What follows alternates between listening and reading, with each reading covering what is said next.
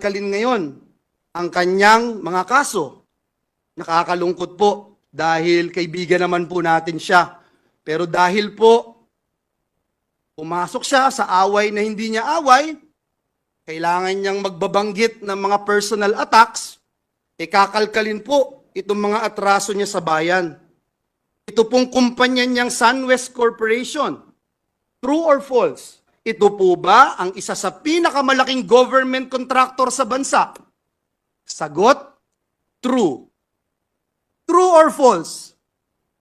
Ang korporasyon po ba niyang SunWest Corporation ay kasama dito sa kontrobersyal na Farmally case dito na inimbestigahan sa Senado na kasuhan ng Senado? The answer is true.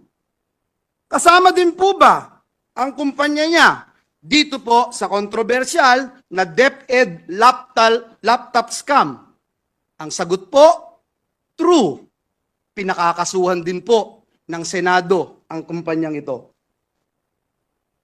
Napakadami pong BIR cases. Madali po maghanap, Mr. President. Madali po kuhanin ang panig ng mga taga-BIR.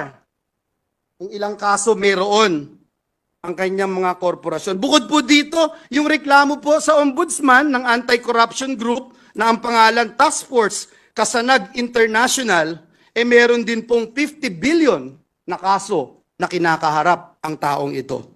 Mr. President, kung maglalabas po kayo ng baho, Mr. President, dapat naman siguro maligo ka muna. Ang masaklap po, Ginoong Pangulo, sa kabila po ng track record na ito ni Mr. Zaldico, ang masaklap po, inappoint po siya ng Kamara de Representantes bilang tagapagbantay ng kaban ng bayan.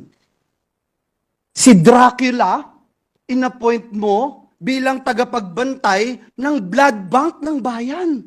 Wow, Mr. President. Kailan sa kasaysayan ng bayan natin nangyari ang ganitong pagkakataon? Na isang big-time contractor ang hahawak sa kaban ng bayan. Only in the Philippines, Mr. President.